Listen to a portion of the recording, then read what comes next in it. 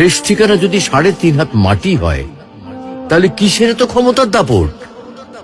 ভোর 5টায় মৃত্যু, সকাল 6টায় জানিয়ে দেওয়া হবে মাইকে, 8টায় শেষ গোসল করানো হবে, 9টায় তোমাকে নতুন কাপড়ে সাজানো হবে, জোহরের নামাজের পরে তোমার আলিশান বাড়ি থেকে বের করে নিয়ে যাওয়া হবে, 2টায় তোমার জানাজার নামাজ পড়ানো হবে, 2:30টায় তোমাকে কবরে নামিয়ে ফেলা হবে।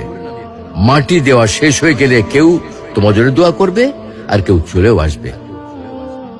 এই তো জীবনের শেষ আয়োজন। তো কিসের তো অহংকার, কিসের তো ক্ষমতার দাপট? হ্যাঁ, ক্ষমতা কারোর জন্য চিরস্থায়ী নয়। অন্যায় ভাবে কাউকে ঠকালে একদিন ঠিক নিজেকেও ঠকতে হবে, এটাই নিয়ম। হ্যাঁ, এটাই নিয়ম।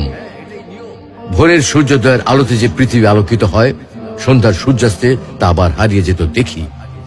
অসত্য দিয়ে সত্যকে কখনো ঢেকে রাখা যায় না। প্রকৃতি বড়ই নির্মম।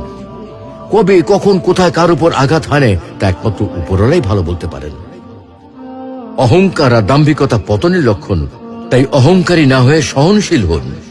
ক্ষণস্থায়ী এই দুনিয়ায় কেউ চিরস্থায়ী নয়। এজন্য ভুলে যেতে হবে সব রোগীর স্বপ্ন, ফিরে আসতে হবে রবের দিকে, কারণ শেষ ঠিকানা তো সেই 3.5 হাত মাটি।